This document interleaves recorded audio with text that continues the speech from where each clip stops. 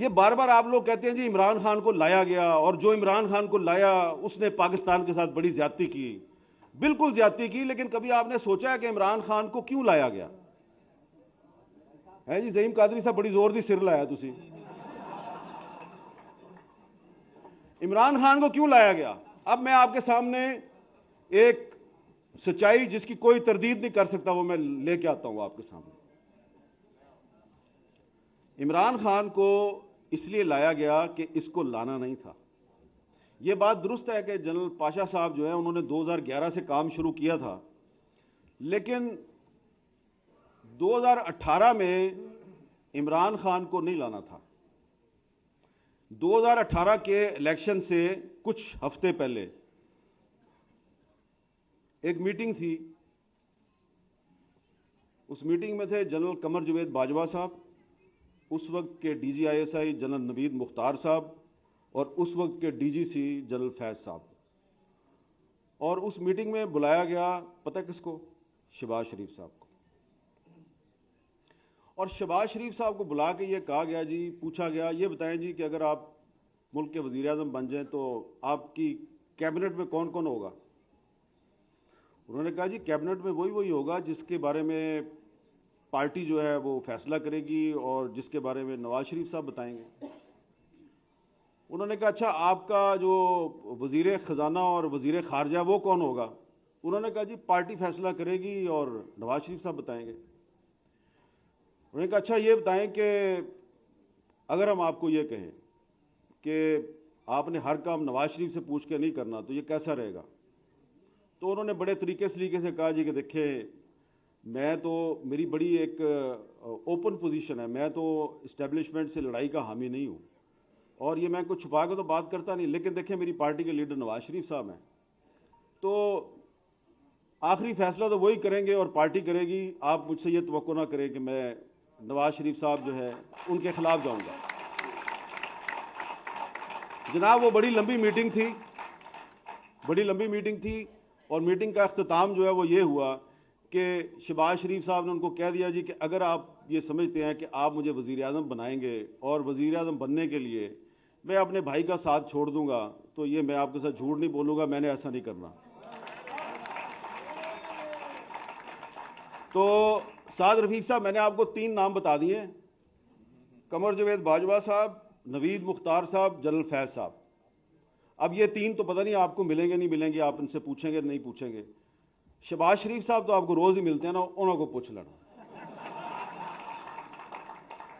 तो आप जो बार बार हर तकरीर में ये कहते हैं कि इमरान खान को जो लेके आए वो बड़े गलत लोग थे, और बिल्कुल गलत किया उन्होंने, लेकिन इमरान खान को पाकिस्तान पे मुसल्लत करने के जिम्मेदार शहबाज शरीफ साहब भी हैं। अगर वो इनकार ना करते तो वो 2018 में ही वजीर आज़म बन जाते, लेकिन उन्होंने इस दौर में औरंगजेब आलमगीर और दारा शिकोह की जो कहानी है कि भाई को भाई से लड़ाने की जो कहानी है उसको रिपीट करना मुनासिब नहीं समझा, भाई की पीठ में खंजर घोंपना मुनासिब नहीं समझा। लिहाजा उनके उस अमल की वजह से बाजवा साहब मजबूर हुए कि इमरान खान को मुसल्लत किया जाए, और फिर उन्होंने मुसल्लत किया, और फिर उन्होंने गिन गिन कर शहबाज शरीफ साहब से भी और आपसे भी उन्होंने बदले लिए, और थोड़े से बदले उन्होंने ख्वाजा आसिफ साहब से भी लिए। तो इसलिए थोड़ा सा आखिर में मैं यही कहूंगा कि जमहूरियत से मायूस ना हो। आपने कहा कि आप जमहूरियत से मायूस हैं, सरदार याद सादिक साहब ने भी कहा मैं जमहूरियत से काफी मायूस हूं। आप जमहूरियत से मायूस ना हो, इसलिए कि जमहूरियत तो आई नहीं, पहले आप जमहूरियत पार्टी में लाएं, फिर जमहूरियत असेंबली में आएगी, फिर मायूस हो।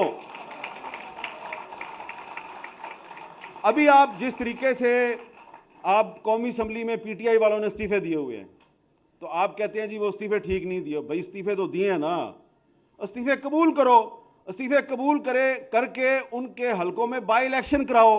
बाई इलेक्शन जब हो तो उसमें आप हिस्सा ही ना लें, क्योंकि उन्होंने खुद इलेक्शन लड़ना है, फिर उन्होंने इस्तीफा दे देना है, फिर इलेक्शन लड़ना है, फिर इस्तीफा दे देना है। तो उनको इलेक्शन लड़ने दो, बार बार इस्तीफे देने दो, आप अपना काम किए जाएं, लेकिन आप गैर आईनी काम तो ना करें। मेरा ये ख्याल है, मेरी नाकस राय में, कि जो कौमी असेंबली से इस्तीफे दिए गए हैं उनको कबूल करना चाहिए, इस्तीफे कबूल ना करके आप अपनी कमजोरी दुनिया पर आश्कार कर रहे हैं। और परवेज लाई पंजाब का चीफ मिनिस्टर है, आपको अच्छा लगे या बुरा लगे, गवर्नर साहब जो हैं उनको ये राइट नहीं है कि एक इलेक्टेड चीफ मिनिस्टर जो है उसको आप डी नोटिफाई करें। इसलिए अदालत ने उसको नोटिफिकेशन को कैंसिल कर दिया है। और परवेज लाई साहब को भी चाहिए कि अगर आपको गवर्नर ने कहा है कि आप एतमाद का वोट लें, तो भाईजान अगर आपके पास अक्सरियत है तो एतमाद का वोट लें। तो आप एतमाद का वोट नहीं लेते तो वो आपको डी नोटिफाई कर देते हैं। दोनों ही गलत काम कर रहे हैं आप। और जब दोनों साइड से गलत काम होगा तो फिर जो होता है उसको आप कहते हैं शब-खून। तो उस शब-खून में फिर आप भी तो बराबर के जिम्मेदार हैं ना। आप ये काम ना किया करें।